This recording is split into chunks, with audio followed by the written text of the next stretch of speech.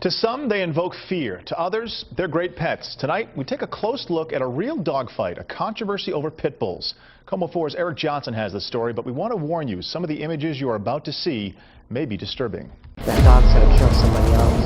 A youngster from Georgia is injured while saving his sister's life by fending off by a dangerous dog. How could anyone let that happen?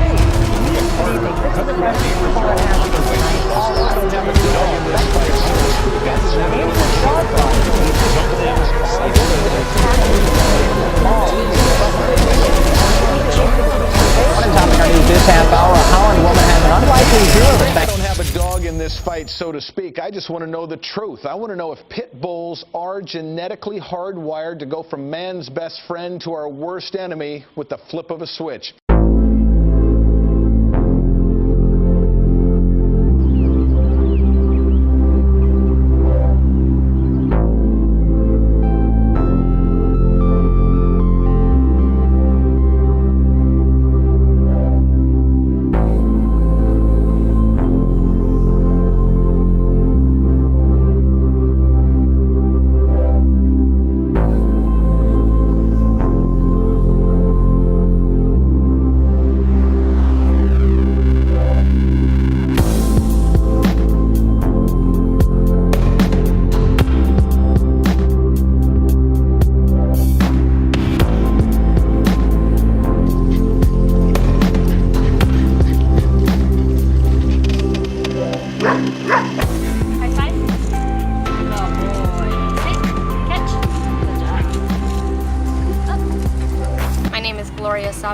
I work at Camp Bow Wow as a certified dog trainer and behavior specialist. I have been training for about 4 to 5 years now. The stereotypes that I hear about pit bulls, that pit bulls are just a bad breed, pit bulls are aggressive, pit bulls don't do well with kids, other dogs, and I am completely against that.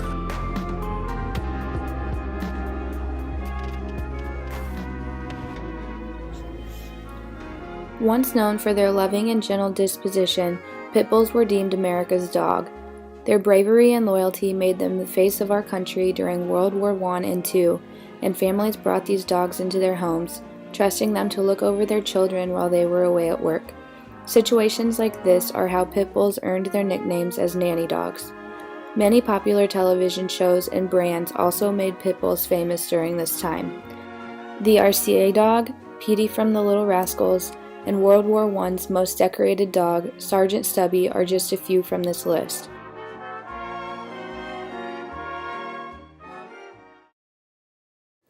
It wasn't until the late 1980s, when Sports Illustrated ran this cover, that ignited a hatred and fear for the breed for decades to come.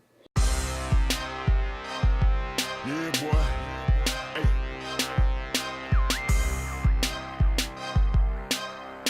Yeah.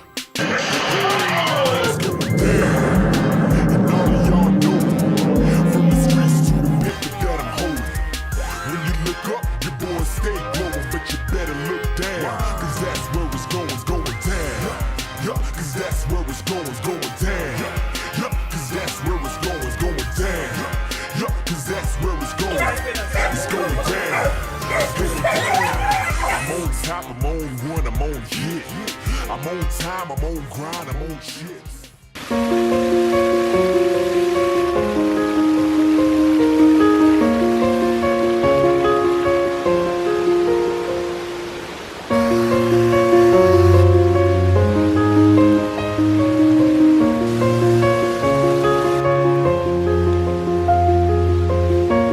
And the dog just was startled. And in his startle, he just kind of went like that, and he bit the little boy, and it caught his ear, and it actually bit off his earlobe. It's not a mean dog. It was literally a defense mode reaction. So I remember, because I found he didn't even chew the ear thing. He literally realized what the dog and felt bad and was wagging his tail and trying to lick the little boy. The little boy, because the head wounds, as you know, bleed like a son of a gun, gushing blood, feels his earlobe isn't there. I find the earlobe on the ground, get a washcloth, wrap it up, wrap his head in a towel, and we take him to the emergency room to have it replaced. But the point being is the dog is was raised on a farm, beautiful dog, beautiful disposition. It's just the little boy startled him, and you know. Against it. But I'm against the stereotype of pit bulls just because I personally worked one-on-one with pit bulls. The breed, they are a great breed. They are very intelligent and very sweet-hearted. They do very well with kids, and they do very well with other breed dogs, other energy dogs, other sex dogs. They're just a great dog to have around. As far as stereotypes for pit bulls go, a lot of it comes from the mainstream media and the uneducated that assume things like somehow a pit bull's jaw is stronger than any other breed, or that they're somehow more aggressive than any other breed, when in fact that is certainly not the case in my experience. Which is not something, Grooming 101, they teach you don't put your face in a dog's face. You have to introduce yourself to the dog. You have to get to know the dog. You don't just roll up on a dog and stick your arms around the dog's neck and put your face in the dog's face, and then the dog's like, oh, what's happening? And then, well, he got nipped in the face, and he proceeded to put his hand in the dog's mouth, and the dog's like, I don't know what's going on, what did I do? And so outside of that, in 6 years, that's the only time I've ever seen a pit bull bite anybody. I have had more blood drawn from little dogs. The first dog that bit me was a miniature pinscher, and put a hole right there while I was 4 months pregnant. She took a big old chunk out of my hand. I have been ripped open by numerous Shih Tzus. I have been ripped open by Schnauzers, but never a pit bull, never. I remember when I was a kid that the breeds that everybody considered to be scary were Rottweilers and German Shepherds and Dobermans, and they always showed those dogs chasing after people in the movies and stuff. And now the whipping boy has become the pit bull, and I think that part of the reason that it has stayed an issue is because of the very nature of the pit bull breed opens them up to mistreatment. This is Dozer, who is obviously a very large pit bull. He's been a patient of mine for many years now, and is one of the sweetest dogs you ever want to meet.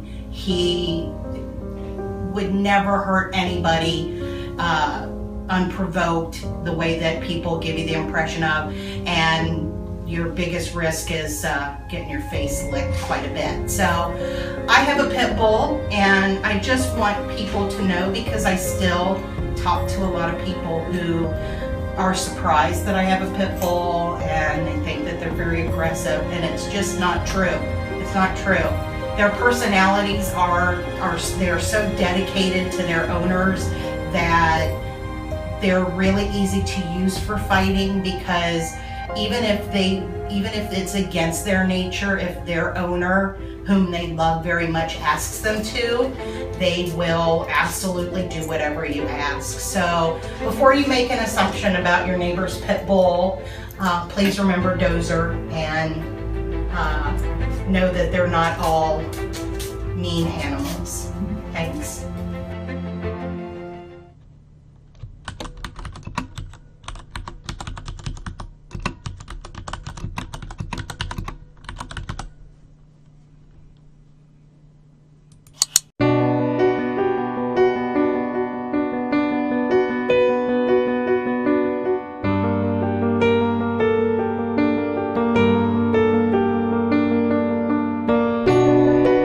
Here lies the conflict. Pit bulls are on the endangered state. They're on the, not endangered, but, you know, being dangerous breeds because of all the publicity that they get for being mean and aggressive. So insurance companies hence don't want to insure homes, and therefore if you're leasing a home and there's a pit bull, it's on the basically banned list to not be able to accommodate that. Ban on pit bulls and KCK may be lifted, and some people fear it could put that community in danger. Like, we are flooding our shelters with all the pits that we have. He isn't allowed in cities like KCK because he's a pit bull. It's been a hot topic in several cities in the metro, and now some dog owners say it's time to allow pit bulls in Independence. New at 6. This is as much of the outdoors as Sweet will get on her own. Out here in Independence, these dogs are hated. Patty Harris bought her almost 11 years ago, just before city council members banned her kind, months after 3 pit bulls attacked a man. And it's not the breed of the dog. It is always the owner. My tails! Is it my tail?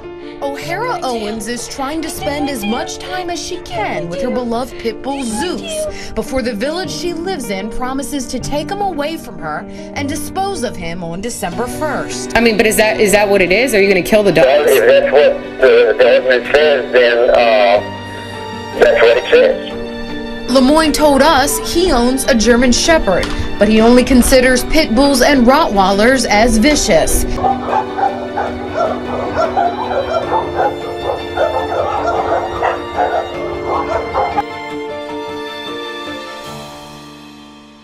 To remedy the problem, I think we need to really get the lawmakers on board, because they're the ones, and the people in the council and the people who make these laws that actually don't really understand what these dogs are all about.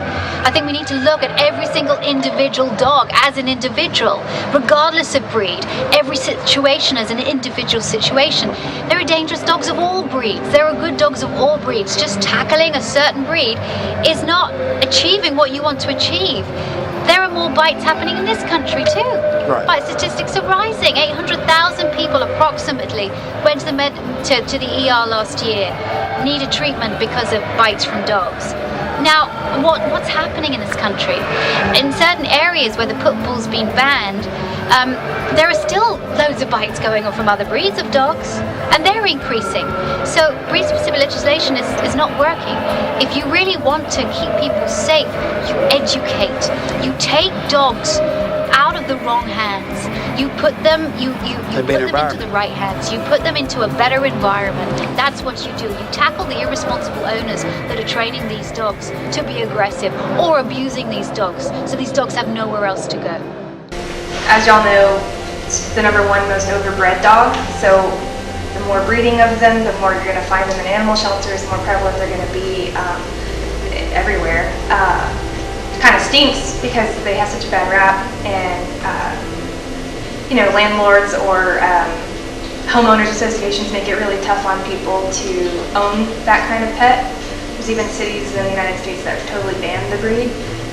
So it puts shelters in a tough position because they're awesome dogs. We love them, but you want to find them good, appropriate homes where they're going to be there forever, and they're not going to end up getting returned back to an animal shelter because of some breed-specific legislation.